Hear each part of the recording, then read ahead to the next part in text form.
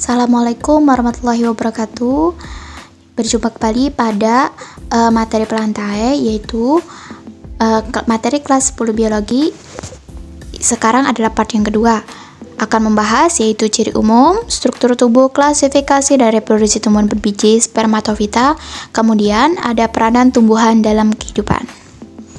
Ciri-ciri tumbuhan berbiji spermatofita yaitu di sini memiliki biji, memiliki berkas pengangkut xilem dan flum.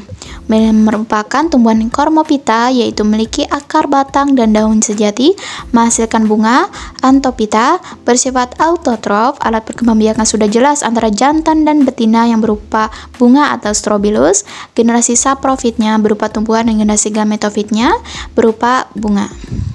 Selanjutnya struktur tubuh tumbuhan berbiji yaitu memiliki akar, batang, buah, kemudian daun dan bunga. Di sini pada akar memiliki rambut akar, tudung akar, kemudian berkas pengangkut. Kemudian yang kedua ada batang. Pada batang yaitu terdiri dari dua pembuluh yaitu xilem dan flum. Pada dikotil memiliki kambium dan pada monokotil tidak memiliki kambium. Yang ketiga di sini ada buah-buah di sini memiliki kulit biji, kemudian ada bagian endosperm. Kemudian yang keempat di sini ada bunga. Pada bunga memiliki dua alat kelamin yaitu putik dan benang sari. Kemudian yang terakhir ada yang kelima daun, yaitu daun berwarna hijau, klorofil dan memiliki hidatoda. Klasifikasi tumbuhan berbiji spermatopita dibagi menjadi dua subdivisi, yaitu yang pertama gymnospermae, berbiji terbuka, dan yang kedua angiospermae, yaitu berbiji tertutup. Ciri-ciri gymnospermae yaitu berbiji terbuka. Yang pertama memiliki bakal biji yang tidak tertutup oleh daun, buah, kemudian berupa perdu atau pohon, batang, dapat tumbuh besar dan bercabang-cabang, belum memiliki bunga sejati, hanya berupa strobilus, jantan, dan betina.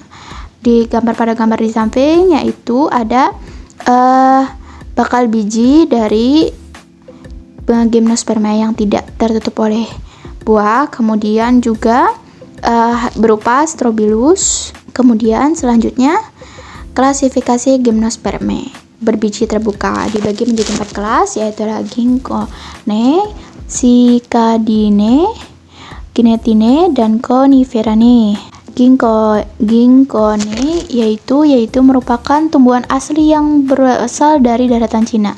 Tinggi pohonnya dapat mencapai 30 meter dan daunnya berupa kipas serta mudah gugur. Bakal biji dan serbuk sari tumbuhan ini diperoleh dari individu yang berlainan. Jenis tumbuhan ini terdapat hanya satu spesies saja, yaitu Ginkgo biloba. Bisa dilihat pada gambar di samping, yaitu ada gambar dari spesies Ginkgo biloba. Selanjutnya ada Cycadinae, yaitu merupakan tumbuhan primitif, hidup di daerah tropis dan subtropis, tumbuhan berumah dua yang artinya memiliki strobilus betina saja atau strobilus jantan saja. Contoh spesies di sini ada Cycas rumpi atau pakis saji, bisa dilihat pada gambar di samping. Selanjutnya Gnetinae, yaitu anggota kelompok dari jenis tumbuhan ini berupa perdu, pohon, dan liana, tumbuhan pemanjat. Memiliki daun tunggal dan daun majemuk. Daunnya berbentuk lonjong atau oval dengan bentuk urat daun menyelip. Contoh spesies ini ada Gnetum mnemon atau meninjo. Selanjutnya yaitu Coniferanae, yaitu di sini tumbuhan memiliki ciri khas yaitu selalu hijau sepanjang tahun. Kemudian daun berbentuk seperti jarum, strobilus berbentuk kerucut. Contoh spesies ini ada Pinus mercusi atau pinus, kemudian ada Agathis alba yaitu damar, Araucaria sp, kemudian Cupressus sp, dan lain-lain. Kemudian di sini ada contoh spesies di gambar di samping, ada pohon pinus atau Pinus mercusi. Ciri-ciri angiospermae atau berbiji tertutup, yaitu diantaranya bakal biji diselubungi daun buah yang merupakan bakal buah. Bisa dilihat pada gambar di samping, yaitu biji dari angiospermae itu diselubungi bakal buah, daun buah. Kemudian berupa herba atau perdu atau pohon, mempunyai organ yang berbentuk bunga lengkap. Terdapat kelopak, mahkota, bunga, serta alat kelamin yang berupa benang sari dan putik. Klasifikasi angiospermae atau berbiji tertutup dibagi menjadi dua kelas, yaitu ada kelas Dicotyledone yaitu berbiji tunggal, dan Dicotyledone yaitu berkeping dua. Kelas yang pertama yaitu ada Monocotyledone. Di sini dengan ciri-ciri berbiji tunggal, hanya memiliki satu daun lembaga, sistem akar serabut, batang sama besar dan tidak bercabang, daun tunggal berpelepah dan bertulang sejajar, bagian bunga kelipatan 3, akar dan batang tidak berkambium sehingga tidak dapat tumbuh membesar, xylem dan flumnya tersebar. Kemudian contoh dari kelas ini yaitu ada Oryza sativa, padi, mais, jagung, Cocos nucifera, yaitu di sini ada kelapa. Bisa dilihat pada gambar di samping. Selanjutnya ada Dicotyledone. Di sini atau berkeping dua dengan ciri-ciri memiliki akar tunggang, batang kerucut, panjang, bercabang dan berkambium, daun tunggal atau majemuk, tulang daun menyirip atau menjadi, bagian bunga kelipatan 2, 4 atau 5, memiliki kambium sehingga dapat mengalami pertumbuhan sekunder, pertumbuhan dengan melebar, xylem dan flum tersusun dalam lingkaran. Kemudian contoh dari kelas ini yaitu ada Mangifera indica atau mangga, Manihot utilissima yaitu ketela pohon, dan Psidium guajava atau jambu biji. Bisa dilihat pada gambar di samping yaitu ada pohon mangga atau dengan nama spesies Mangifera indica. Reproduksi dan siklus hidup tumbuhan berbiji. Perkembangbiakan tumbuhan biji terjadi secara generatif seksual dengan pembentukan biji yang diawali dengan pembentukan gamet, gametogenesis, penyerbukan polinasi, peleburan gamet jantan dan betina, fertilisasi yang kemudian menjadi embrio, perkembangan secara vegetatif aseksual dengan organ-organ vegetatif seperti tunas, adventif, rizoma, dan stolon.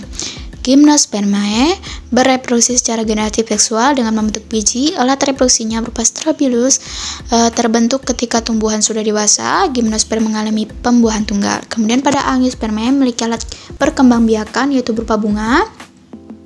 Reproduksi pada Angiospermae diawali dengan adanya proses penyerbukan, dan proses pembuahan.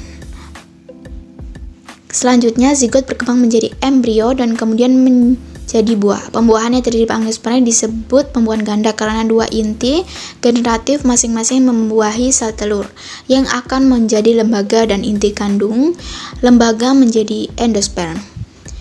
Selanjutnya yang terakhir adalah peranan tumbuhan dalam kehidupan. Di sini tumbuhan bisa menjadi obat, yaitu contohnya di sini ada sebagai obat hepatitis pada spesies Mercantia polymorpha atau lumut hati, kemudian bahan pembalut dan bahan bakar yaitu sphagnum. Kemudian untuk bahan obat-obatan lagi, misalnya pada paku-pakuan ada Aspidium felix, Hefelix max, kemudian Lycopodium clavantum, paku kawat. Kemudian untuk tanaman hias, contohnya di sini pada paku-pakuan ada suplir, paku tanduk rusa, dan paku rane. Kemudian sebagian besar nutrisi yang diperoleh manusia berasal dari tumbuhan seperti jagung, padi, kentang, gandum, singkong sebagai bahan makanan pokok atau sumber karbohidrat. Contoh pemanfaatannya atau peranannya itu bisa dilihat pada gambar samping, di mana tumbuhan paku-pakuan dijadikan sebagai tanaman hias. Gambar ini menunjukkan pohon filogenetik dari Plantae. Cabang-cabang dari pohon filogenetik tersebut menunjukkan tingkat kekerabatan dan pengelompokan dari 3 divisi Plantae, yaitu Bryophyta, Pteridophyta, dan Spermatophyta. Silahkan diskusikan pendapat kalian mengenai pengelompokan tumbuhan tersebut berdasarkan persamaan dan perbedaan ciri dari 3 divisi tersebut. Sekian video kali ini, kurang lebihnya mohon maaf. Semoga dapat bermanfaat. Wassalamualaikum warahmatullahi wabarakatuh.